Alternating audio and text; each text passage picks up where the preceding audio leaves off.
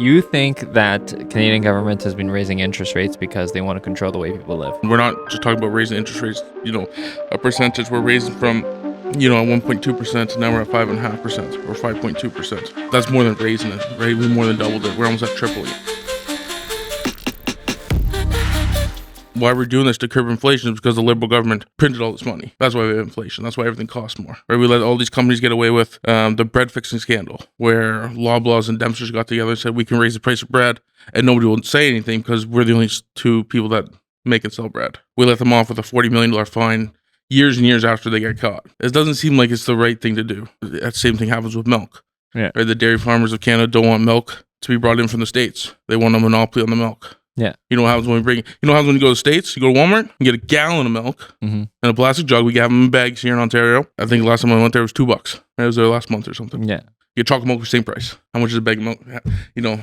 3 little bags of milk here, $6. Yeah. No wonder why they don't want Americans selling their milk to us, because we won't buy the $6 milk anymore. Yeah. We're saying inflation and all the pricing for everything's gone up, groceries, gas, all this stuff. Well, Justin Trudeau just made another carbon tax. The second carbon tax now, right? There's a difference between inflation and then the Liberal government just saying that he wants us to spend more money. Well, isn't inflation technically down now? Inflation is down considerably right now. Sure. And they come out and they say that inflation is down. And it is down. It is down, right? The government and the Liberals are going to say that we need to have all these taxes. And that's what's going to make this a growing cause for concern. It's because inflation may be down, but then we just keep on adding taxes. And then printing money. And we're just in that spiral that we're paying more taxes, but the government's just giving us more money. And then the homeowners are paying the price right now. And what happens when the Bank of Canada, the interest rate hikes stop? Are they going to find someone else to pick on? But what I think we do know is that making us pay more money on our mortgage is not stopping inflation. That can't be the case when we're also raising prices on gas for carbon tax. And then we're printing more money for the grocery incentive. If you're low income, you get $500, $600. And that came out first week of July. Why does inflation happen? Inflation happens because there's too much money in the economy. That's what I think it happens. Yeah. Okay. And that's what happened during COVID. How does raising bank interest rates and increasing the cost of goods? It takes out the money in the economy. That's what they think. So people are not spending so liberally. Exactly. Okay. But then we print money. Yeah. Right. We do a grocery rebate. Okay. Yeah. We do carbon tax. Yeah. Right. We do all this stuff to it doesn't make any sense. If they're doing all that, they're raising the cost of everything. What has been going down in price? Tell me. Cost of weed has gone down. Cost of weed apparently. Cost of weed has went down. Apparently. And I think that's like my cousin was telling me. It's an oversaturated market. Because wherever you look, there's a dispensary somewhere. Yeah, so it's funny because my cousin was telling me that he used to buy weed from his dealers, and he used to say that when I was in high school, $200 an ounce. I was like, yeah, $200 an ounce, and then he says today you can actually get it for about $80 an ounce. Crazy. And he says that's also why some people are growing these weed plants, and it's because even if you call it $100 for an ounce, every weed plant will produce like 1.6. Yeah. So that's like printing $1,600 there. Even if you sell on the low side, $1,000 a plant, and you're allowed 4 plants, you can grow $4,000 a summer. Yeah, and then we have the dispensaries competing with the people that grow weed in your backyard. You're allowed 4 plants in your backyard. Yeah. So then it's like us competing with the banks, and we're allowed 4 money trees in our backyard. Yeah, it's the same type of thing. No wonder why weed's cheap. My cousin thinks that they're trying to quote weed out the drug dealers. I guess and they're just trying to really squeeze them, which I thought was okay. It's weird how much we have to assume that the profit on weed has to be a crazy number. It's just a plant, right? We just water the government. it, they'll have layers and layers of bureaucrats in order to grow the product. Exactly. Yeah, Same thing happens with beer. And the beer, the beer store is owned by the large beer companies. They give no shelf space to any craft beer company. Yeah. They want to own the monopoly, and the government, the PCs are a little bit more lenient on who gets to sell beer. Now we see in grocery stores, they're talking about convenience stores. It probably will happen, but these big stores don't want that. And somebody let the beer store in control of these big beer companies and have monopolies. LCBO, same thing. We live in that world that the government wants to control all the stuff that we buy. Yeah. And the only thing that we don't have control of is the grocery stores. We don't have a government-based grocery store. No, exactly. So everything is just going crazy. Okay, but you asked me what's one product that went down in price. That's the one that I'm aware of that went down in price. Gas seems to fluctuate. Didn't gas go down a little bit? I think the year over year will always go up. It doesn't matter how much oil's in the system. And we could talk about how much oil Canada has and how much we're not selling. Natural gas is a huge topic right now because we're not selling our natural gas and we're not using natural gas. Yeah. Nobody really looks at what individual items went down in price. I think everybody's just aware that their overall grocery bill went up in price. I think I used to spend, like me and my girl used to be quite conservative. We only used to spend about $400 to $500 a month on groceries, including some alcohol. She used to shop on sales. She used to buy things and like stock up a little bit whenever, and the average came out to like $400 or $500, and now she's up to like $800 or $900 a month. Yeah. Right. So almost $1,000 pretty much goes to food. When we budget now, we budget $1,000 a month for food and groceries. It doesn't include like eating out excessively. Maybe like once every couple of weeks we go out to eat, and that's because she likes to cook. So I mean, people don't look at it as in everything has gone, individual items that have gone down, because it doesn't even matter. It's a drop in the bucket if anything has gone down. And I think that's why we see restaurants hurting so much. It's because the food costs has went up crazy. Yeah. You know, a year ago, again, I'm a big believer in flyers and deals and coupons, even coupons, right? It sounds crazy, but you know, chicken $3.99 a pound, right? That would go on sale. Boneless, skinless chicken breast, $3.99. Yeah. Now it's $5.99 a pound. Yeah, that's just the going rate. It used to be $3.99 a year ago, right? That's a crazy jump. I always used to brag to my friends about Chinatown, right? And I went to Chinatown recently, and I actually haven't been for a while. I think I haven't been in about, like, properly been in like maybe about a year. Okay. And I went there and I was shocked. Yeah, in Toronto, okay. Right? And I was shocked that I went there, and my favorite place now, you couldn't go there and eat for under, like, buy two things for under $20. Yeah, and I'm appalled. Yeah, right. It used to be you could go there for like $5 bill. Yeah, and this is back in the day now. Yeah. Okay, but like you know, it's crazy that you go there and you order some Singapore noodles, chicken fried rice, and it's like it's in the double digits. Yeah. It shouldn't be. You know, Chinese food is always that $7.99, $8.99 thing. Dine in. Chinese food is cheaper than McDonald's. Yeah, right. Yeah. That is sort of the idea, but now it's more expensive. So you go there and everything is just going up, and they're obviously feeling it too. Commercial real estate rent prices are going up. You've got the cost of like their fresh produce going up. You know, people are looking at all kinds of other alternatives even when it comes to groceries. I mean, we got called because a friend recommended it to us. There was this thing called Nutrifarm. Have you ever heard of them? Yes. Yeah. Yes. Okay, so Nutrifarm just to get bulk groceries. Yes. And they'll supposedly sell you like 2 years worth of meats. Let me give you a little hint here. Nutrifarm is a middleman, right? They have a farm, right, that specializes in cattle, and then a farm that specializes in chickens. Farm that specializes in pork, and then, you know, some sort of fish farm. They're just a middleman. Mm-hmm. And, you know, we're lucky that we live in Hamilton. We have great resources for there is cattle farms within an hour of the city. Yeah. There's chicken farms, you know, within 25 minutes of where we're sitting right now. Yeah. Where you can go there and get, you know, great prices that you can't get at even No Frills. And the quality of the meat is top grade. And by visiting the chicken farm, you won't want to not eat chicken again? You don't actually go to the chicken farm. They have little storefronts. Yeah, if you drive by the chicken farms are just a gross gross place. A gross place. You know, when you drive by and you can smell it, you're like, what's that? What's that, honey? Yeah. It's like, yeah, that's a chicken farm. Yeah, it's a chicken farm. Yeah. You know what's funny? So I used to know this Muslim guy who used to work with us. And one time we were going to go order from souvlaki place. So we were just like, okay, what do you want? What do you want? What do you want? Yeah. The Muslim guy says, oh yeah, I'll take the pork souvlaki. Yeah. I says, okay. And then, you know, didn't think about it. I got back and I'm just like, wait a minute, you're Muslim, right? And he's like, yeah.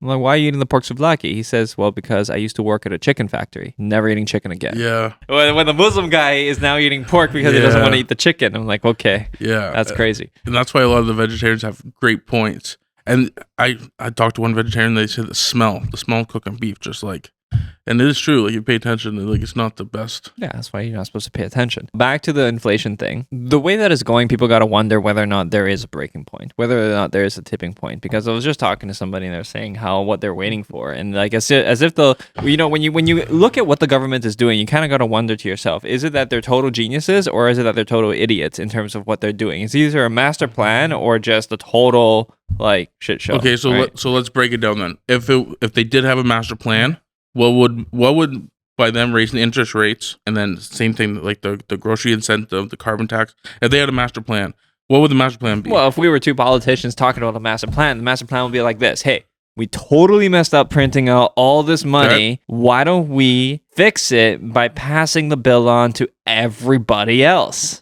See, now does that fix the problem? Then what could happen, right, is that we have a bunch of people going bankrupt. Well, if they keep it like this, like if they keep it stagnant, like let's say, okay, they're going to raise the interest rate a little bit more again, and we're really hoping that this is now the teetering point, the point by which people will not be able to afford it. And it's kind of like an elastic band where if people can't afford the pressure for so long, the band is going to snap and people are just going to start collapsing. And when people start collapsing, the government has to do something, otherwise everything just falls apart, right? Like you can't let the tension in the bands break. Yeah. And if they do, what are you going to do about it? So I think what the government is planning on doing is they're right now they're stress testing and they want to see whether or not the people can just hold these payments for X amount of time. And if they can, over the next 10 years, the people are going to recover the debt. As long as they keep, let's say, real estate prices stable, stagnant, just staying there. They don't go up, and they raise interest rates to the point where low interest rates don't push real estate prices up. Wait for wages to climb up to match. Because right now, the difference between wages and home prices is so crazy in Canada.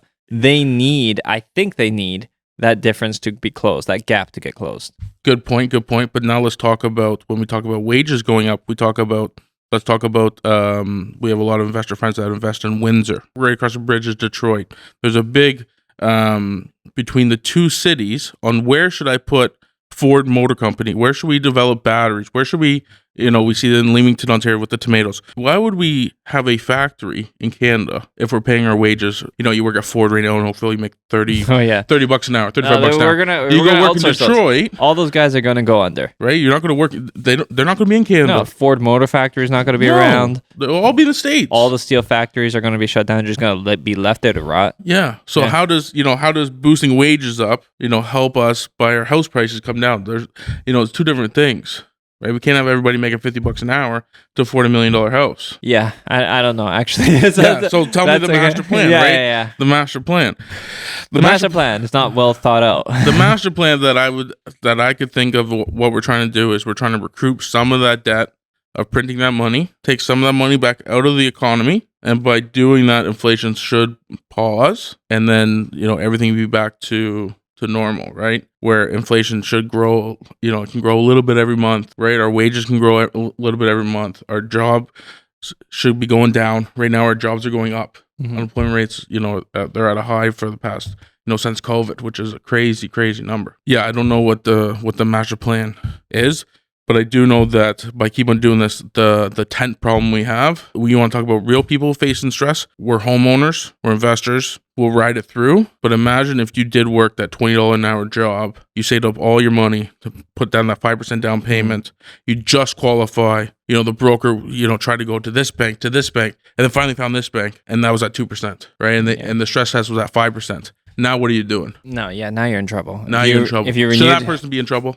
I mean... So that person that could save for a down payment, have the credit to finally buy that house, right? The key to a successful retirement is home ownership at an early age. Buy a home before you're 30. You should be successful when it comes to retirement time, when you're 55, 60. As a great country that we live in, Canada, our economy shouldn't be at a place where when you're 25, you need to, by that time, graduate university, get a job out of university. We know how hard that is to graduate university, let alone get a job right out of university. And then instead of, traveling for a year or, buying a car or doing whatever you want to do, all your money to get saved for a house, for an overpriced house downtown Hamilton that you're paying $650,000 for, right? That was worth $70,000, 15 years ago. And now you're losing the house because the government printed too much money during COVID. But we live in the best country in the world. Have you seen those charts where they talk about how Canada is actually leading in terms of recovery? Okay, what did the chart say? Just that apparently Canada has one of the highest GDP recoveries in the G7. Which is a good number, and I don't know what they would base that number on. We went through a crazy time where a lot of people lost work, lost hours, companies struggling, restaurants, a huge thing, the tourism industry. It shouldn't be, it shouldn't be the strongest recovery. When I hear about strongest recovery, how did they get to, I don't know if that's always the best thing, because a slow and steady recovery is something that I'm looking for. Well, you know what? This is one of the first times where I can actually see people straining. People sometimes talk about how hard things were, and I thought about, especially when you've traveled to other countries and you see that things things are pretty good here. But this is one of the first times where I see people being rather conservative in their spending. Things are actually getting quite expensive, and people are feeling the strain. And then you look at it in other countries and the way that they're recovering, and sometimes you got to wonder whether or not they actually have a good financial economic outlook. Because if the people aren't straining, at least if they're straining here, is the outlook looking promising for Canadians. Yeah, and I would like to see that again with your charts that you say that we have the best economic growth. Economic recovery. Yeah. Yeah. So what does the outlook look if we have the best, right? The outlook for year 1 to year 5. What does it look like? It makes me wonder what it looks like in other countries. Yeah. Because if this is what it looks like being like pretty good, I'm like, wow, it must be really bad wherever they're from. Yeah, and I want to see what's the unemployment rate going to be? What's the minimum wage going to be in a couple years from now? Then what's the average house price? What's the average rental price? Yeah. Again, we're a real estate company, so then we go back to average home price and average rental price in a city like Hamilton. How can people afford rents like that? One bedroom apartments, $1,700-$1,800 a month, $1,900 in some cases. Crazy. Like, it's a lot of money for like. And they're renting out condos, Yeah, dude, there was a condo that was listed for $2,900 in Toronto, a 1 bedroom, 600 square foot condo, and they took it off the listing and relisted it for $3,400 because they realized they listed it too cheap. 600 square foot, $3,400 plus utilities. It's crazy. That's like people's mortgages in other smaller cities. Yeah, that's a big mortgage too. Like 30, like that's a big mortgage. When you say that we have a great economic outlook, is that a great economic outlook? The thing that boggles my mind is I don't understand exactly where people are getting this money from. Like we have a couple of tenants that we rented to, and honestly, the numbers look tight for one person to be renting out a place for $1,700. And then if you really consider their actual non-tax take-home income, they're not living that well. You're renting out a place for $2,000 a month. Unless you have a partner, then you can have a pretty decent lifestyle. Yeah, you need 2 people to live in an apartment. There's no way as one person. You need a really, really good job to afford a $2,000 apartment. And we're just talking about that's just a base low price apartment in Hamilton for a 1 bedroom. Yeah. That's a decent apartment. It's not a great apartment. I think Andrew Hines was saying it, that you have to be in the top 5% of the income earner in order to afford the average homes in Canada. Top 5%. That's what he was saying. That's a good stat. That would be crazy. That would be crazy. The top 1% is something around $500,000. The top 5% was something around $180,000, and then the top 10% was something in and around like $120,000. That's crazy to me because we know that generally right now, if you're making about $100,000, that qualifies you for about a $500,000 mortgage. So if you have 2 people working $100,000 a year, that will qualify you to buy about $1 million property. You make way too much money to own such a little piece of property. Exactly. That's the problem, right? So people who are making over $100,000, it almost seems like if you're not making over $100,000 a year, like a couple is not making each over $100,000 a year, that it becomes very challenging to afford a property. And even that's kind of like your max. You're stretching yourself to the max. And I think that even if you were to make over $100,000 and then your house would be more expensive, you're still having a rough time. Like no matter what you're doing, unless your house is paid off with the rates, you're just, struggling. You're going to work just to pay your mortgage. You're not going to work to save. You're not going to work to go on vacation. That's all about to pay the mortgage right now, which is crazy when if someone from another country sees this, what it would look like if I made 6 figures in another country. No, this is why people who are able to sell their properties in Canada and they have a reasonable amount of equity, they're looking at other countries and they're just like, why would I live in Canada? Yeah. I mean, if it has a reasonable standard of living, I would consider moving there. I mean, you can buy houses in Europe for a couple €100,000. Even in the East Coast, right? I dream about, packing up, selling everything off here and go work in Walmart as a greeter in the East Coast. Right? We'd live a good life out on oceanfront property. Yeah. Everything would be fine and dandy. Yeah, as a greeter. As a greeter in Walmart. Yeah. No stress. Yeah. No stress. Hello. That's it. That's a good life. Is that not a bad life? Yeah, I guess not. And then some people want to achieve to do better in life, and I guess I'm in one of those categories, so I guess I can't be the greeter, but it does sound nice. Yeah, I know. There's a certain degree of like peacefulness to it. No, honestly, with inflation the way that it is, it's posing a lot of challenges for people when it comes to the daily bread and butter, literally, right? The daily bread and butter that you need.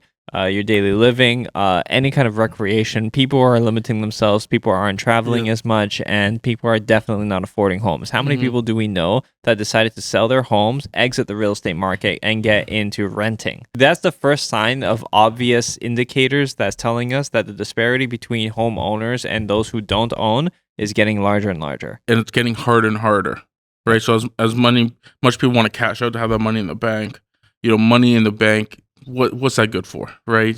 It's good because you can wake up and go on the app and see all the money in the bank. Yeah. That's the only, like, there's no reason why money should be in the bank, right? The goal here is that you should always want to own a home. Yeah. No matter what. Their argument is there, just so you know, that you cannot realize profits when you have it in equity in a home, right? So you need to. It's good to have a roof for your head and to have like something, and then you need your daily bread and butter. You don't need that much money in the bank. So let's say this then. So if you do that and you sell your house, let's use me an example. I'm 30. I sell my house. I cash out. Let's say I get 100, 200 grand in the bank. Whatever. What do I do with that money? What do I do with it, right? That's a good question. Now, when I'm 55, 6 years old, now what do I do with the money, right? I sell my house. Now I go live in Europe. Now I go live in the East Coast. Now I can be a greeter in Walmart. Now you go buy youth. Yeah. Somehow. Right? Now it's time where, this money can be my paycheck for, 10 years, 15 years, and I no longer have to work. Yeah, now it's when you can live life. So that's what, the goal should always be. I was talking to somebody about what's their strategy for real estate investing in Canada, and they were saying don't invest in Canada anymore. There's a lot of people who feel very Canadian that feel disappointed at the fact that they don't share the positive outlook for Canada as they used to, and people are looking at moving. It's a little crazy that people are waving that we're not the best country in the world, right? And I'm biased. I think we are the best country, even though the Bank of Canada's fucking around, the Liberal government's fucking around. I still think we're the best country in the world. I think that everybody will always visit here. Doesn't matter if you're from the States, from Mexico, from Europe, from a war-torn country like Ukraine. If you go from Ukraine, and I met a couple people where they went from Ukraine to a European country and were offered a visa in the States, offered a visa in Canada, and they took Canada always. I think that's still the Everybody case. Wants to come and live in Canada. Yeah. They want the opportunity in Canada. The States has way too much stuff going on. When you think about the two superpowers or where people want to live from, the Western world, it's the States and Canada. It's usually the States. And now there's so much problems that the States has when it comes to, healthcare is always going to be a big topic.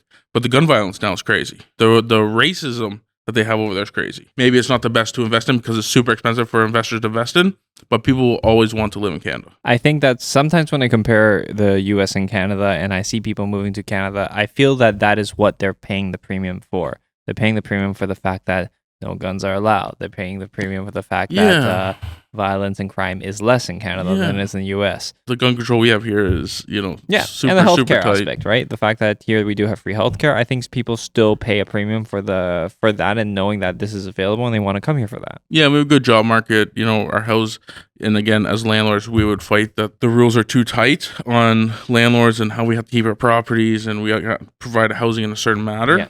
The state's, very more lenient on that way. So, as a person coming from another country to come rent in Canada, you're moving from, a war-torn country and you're living in an apartment in Hamilton even. It's a big difference. Yeah, right? It is. So no wonder why you want to come to Canada. But we don't have to compare it there, Hamilton to a war-torn country. No, but I'm still saying Hamilton's way better. Yeah. It is way better. Yeah, it doesn't matter. Yeah. Now, if I compare the war-torn country to Chicago, same thing. Tomato, right? Yeah. Why would you leave from Ukraine to Chicago? Just fighting another war. True. You want to go someplace without the violence. Yeah. I wonder if Chicago Police Department would hire you if you're from Ukraine. They probably would. Yeah, like you're overqualified. Yeah, see, that's the difference. The gun violence in these cities are just, everybody has a gun. I don't know what your views on guns are. My views, I'm not around guns. Never been around guns. I don't think anybody needs a gun. I don't think our cops need a gun. And I think that's just how cops need a gun. No, they shouldn't need a gun. No, give them a taser. What do they need a gun for? What is it that they're in what do they have? They did this in the UK, didn't they? Where they gave all the cops batons or something? Yeah, whistle or something. Oh, yeah, something silly, something. Yeah. But I'm just saying, if we don't have any guns, so now we do have some guns that come in illegally from the States. But if we didn't have any guns, then what's the point of cops needing guns, right? If there's zero guns. That's a great philosophical question. I don't know. Yeah, nobody needs a gun.